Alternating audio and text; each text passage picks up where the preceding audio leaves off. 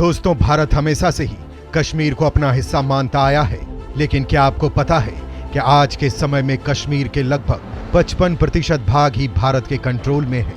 वहीं कश्मीर के 30% भाग पर पाकिस्तान का कब्जा है। वहीं चीन भी कुछ पीछे नहीं है, वो कश्मीर के लगभग 15% हिस्सा कंट्रोल करता है। इस इलाके को चीन अक्साई चीन बुलाता है। दोस्तों, कश्मीर के इस हिस्से को चीन अपना हिस्सा कहता है। यहां से वो लद्दाख में घुसपैठ करने की कोशिश में लगा रहता है, लेकिन बार बार ये सवाल उठता है कि क्या कश्मीर का ये हिस्सा भारत को वापस मिल पाएगा। हाल ही के यूक्रेन और रूस के युद्ध ने ये बहस तेज कर दी है कि क्या अक्साई चीन को भारत वापस ले सकता है, और क्या इस मामले में भारत का गहरा दोस्त रहा रूस उसकी मदद करेगा। दोस्तों, रूस और चीन वैसे तो बाहरी तौर पर एक दूसरे के दोस्त नजर आते हैं, लेकिन ये बात भी किसी से छिपी नहीं है कि दोनों को ही एक दूसरे से कुछ असहमति भी है। इस वीडियो में इसी बात पर चर्चा की जाएगी। इस वीडियो में हम इसी बात को आपको बताएंगे और उन बिंदुओं पर गौर करेंगे कि किस तरह भारत रूस की मदद से चीन से अक्साई चीन वापस ले सकता है। तो इन सब बातों को जानने के लिए आप ये वीडियो अंत तक जरूर देखिएगा। दोस्तों, कश्मीर के इतिहास पर बात करें तो अक्साई चीन का इलाका हमेशा से ही भारत का हिस्सा रहा है। 1834 में सिख एम्पायर के गुलाब सिंह ने कश्मीर के साथ साथ लद्दाख के इलाके को अपने कंट्रोल में ले लिया था। फिर अंग्रेजों के फर्स्ट एंग्लो सिख वॉर में पूरे कश्मीर को ब्रिटिश इंडिया के अधीन कर दिया गया था। भारत के आजाद होने के बाद भी चीन ने कभी इस हिस्से पर कोई दावा नहीं ठोका। 1920 तक चीन के किसी भी नक्शे में अक्साई चीन नहीं दिखता था। चीन हमेशा से भारत का ही हिस्सा मानता था। 1930 के शिनजियांग मैप में भी चीन ने इसी सरहद को माना, लेकिन चीन का अक्साई चीन के इलाके में दिलचस्पी तब जगनी शुरू हुई जब 1950 के दशक में उसने तिब्बत के इलाके पर कब्जा कर लिया और अक्साई चीन बिल्कुल उसके पड़ोस में आ गया। उसने पश्चिम की तरफ अपनी सेना का विस्तार करना शुरू कर दिया और 3 नई सड़कें बनाई, जिसमें से एक सीधे अक्साई चीन से होकर जाती थी। इस रोड का नाम था हाईवे नंबर 219, जो चीन के शिनजियांग के रास्ते से तिब्बत को जोड़ती है और बीच में अक्साई चीन से होकर भी गुजरती है। चीन इस हाईवे का निर्माण 1953 में शुरू किया था और 1957 में जब भारत में हिंदी चीनी भाई के नारे लग रहे थे, तब एक चाइना के अखबार ने यह खबर छाप दी कि शिनजियांग हवाई जो दुनिया का सबसे ऊंचा हाईवे था, अब वो पूरा हो चुका है। चीन ने यह निर्माण अपनी सेना की देखरेख में किया था और 1962 के युद्ध से पहले ही वो यहाँ ऐसा इंफ्रास्ट्रक्चर डेवलप कर चुका था कि उसकी मिलिट्री को हर तरह का सपोर्ट मिल सके। इसलिए 1962 के युद्ध के बाद उन्होंने अरुणाचल प्रदेश में मैकमोहन लाइन से पीछे जाने का निर्णय किया, लेकिन वो अक्साई चीन से पीछे नहीं हटे। चीन की पीपल लिबरेशन आर्मी इसे एक ब्रिलियंट मूव मानती आई है। वो जानते हैं कि अक्साई चीन एक जमीन का टुकड़ा ही नहीं, बल्कि वो सेंट्रल एशिया तक जाने का रास्ता है, जिससे उनका China Pakistan economic corridor, Afghanistan के साथ व्यापार, खदानों की खुदाई और इराक से नजदीकी जैसे इन सभी चीजों का रास्ता खुल जाता है। इसलिए जब भारत ने हाल ही में धारा 370 को कश्मीर से हटाया तो चीन बौखला गया, क्योंकि चीन के सारे प्लान मुसीबत में पड़ गए थे। चीन के लिए अक्साई चीन इसलिए भी जरूरी है क्योंकि चीन इस वक्त सेमीकंडक्टर इंडस्ट्री को टर्मिनेट भी कर रहा है और सेमीकंडक्टर बनाने के लिए बहुत सारा ताजा पानी चाहिए होता है, लेकिन चीन की इस वक्त सारी नदियां प्रदूषित हो चुकी है। इसलिए चीन का प्लान अक्साई चीन के ग्लेशियर से अपनी पानी की कमी को पूरा करना है।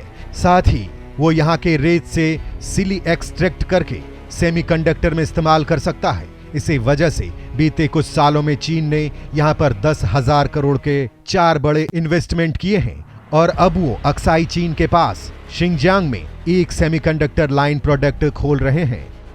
2010 में चीन को यहाँ लेड जिंक के डिपॉजिट्स मिले थे, जो चीन को और ज्यादा फायदा पहुंचा सकते हैं। वहीं भारत के लिए अक्साई चीन की इंपॉर्टेंस इसलिए बढ़ जाती है क्योंकि न सिर्फ भारत अक्साई चीन का इस्तेमाल चीन की तरह कर सकता है, साथ ही अक्साई चीन के कब्जे में होने से वो भारत और सेंट्रल एशिया पर निगरानी रखने के लिए इस्तेमाल करता है। इसके अलावा जैसे पाकिस्तान ने चीन के शख्सगाम वैली गिफ्ट कर दी थी, वैसे ही भारत पाक की लड़ाई में भी चीन पाकिस्तान को अक्साई चीन के इलाके में मिलिट्री बेस स्थापित करने में मदद कर सकता है, जिससे भारत के दुश्मन के हाथ में इतनी ताकतवर स्ट्रेटेजी लोकेशन हाथ लगने से हमें काफी नुकसान हो सकता है। यहाँ ये सवाल है कि रूस जैसा देश भारत की मदद क्यों करेगा? आप जानते ही होंगे, चीन ने रूस से दुनिया की दूसरी बड़ी सुपर पावर होने का खिताब छीन लिया है। एक समय था जब सेंट्रल एशिया और मिडिल ईस्ट पर रूस की पकड़ काफी मजबूत थी। आज रूस ये रुतबा वापस चाहता है। रूस चीन के साथ दोस्ती के कारण नहीं, बल्कि नाटो के विरोध के कारण देता है।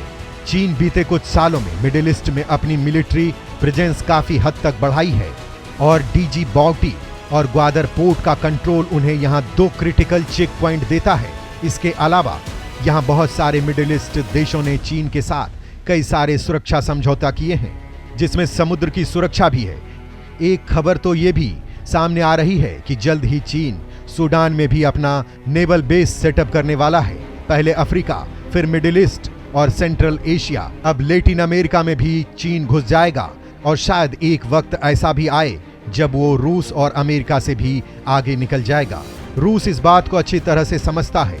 अपनी ढीली होती पकड़ को मजबूत करने के लिए रूस ने 2015 में सीरियन कॉन्फ्लिक्ट में हस्तक्षेप कर अपने इरादे साफ कर दिए थे। चीन अब रूस के व्यापार को भी चोट करने लगा है। मिडिल ईस्ट के ज्यादातर देश पहले ही रूस से ही हथियार खरीदते हैं, जो उनकी इकोनॉमी को चलाता था। चीन यहां मौजूद तो था, लेकिन वो छोटे अनबैंड ड्रोन से ज्यादा कुछ नहीं बेचता था। लेकिन अब ये समीकरण भी बदलने लगे हैं। चीन और यूएई के बीच हाल ही में एक डील हुई है, जिसमें कहा गया है कि चीन यूएई को एडवांस मिलिट्री कैपेबिलिटी डेवलप करने में मदद करेगा। अभी मिडिल ईस्ट का एक और स्ट्रेटेजिक पार्टनर था, वो था अमेरिका। लेकिन जिस तरह से तुर्की में एर्दोगान और बाकी मिडिल ईस्ट के देशों में राष्ट्रवादी नेताओं ने सत्ता हासिल की है, तब से अमेरिका और यूरोप ने इन देशों को हथियार बेचना बंद कर दिया है। यानी अब इन देशों के लिए 2 ही विकल्प बचे हैं, चीन और रूस इस रेस को चीन से नहीं हारना चाहता। अफगानिस्तान कॉन्फ्लिक्ट के बाद जल्द ही चीन ने वहां की सरकार को मान्यता दे दी, जिसके कारण तालिबान ने चीन को वहां के तांबे के भंडार में खुदाई करने और एक्सपोर्ट करने का वादा किया है, जिस वजह से अफगानिस्तान को पहले से ही हार चुका रूस इस बार अमेरिका की हार का मजा भी नहीं ले पाया। रूस जानता है कि चीन का कोई भी परमानेंट दोस्त नहीं है। चीन सिर्फ अपने फायदे के लिए ही दोस्ती करता है। आज चीन के जितने भी दोस्त हैं, सभी को चीन ने अपने लोन के ट्रैप में फंसा दिया है और वो पूरी तरह से चीन के सामने घुटने टेकने को मजबूर हो चुके हैं। वहीं दूसरी ओर भारत और रूस का रिश्ता काफी पुराना रहा है। रूस ने हमेशा भारत की मदद की है। जब रूस की इकोनॉमी 2014 में बुरा असर पड़ा था, तो भारत ने अपना उधार चुकाया। इसके अलावा यूक्रेन कॉन्फ्लिक्ट में भारत की चुप्पी और आर्थिक पाबंदी के बाद भारत की ओर से रूस से कच्चा तेल खरीदकर उसकी अर्थव्यवस्था में योगदान दे रहा है। ये सभी बातें इन दोनों के रिश्तों को और मजबूत बना देती है। अगर आने वाले वक्त में भारत अक्साई चीन को लेकर कोई कार्रवाई करता है, तो अमेरिका के साथ साथ यूएन में भी रूस का समर्थन मिल सकता है। इसके अलावा रूस भारत को हथियारों का सबसे बड़ा पार्टनर है।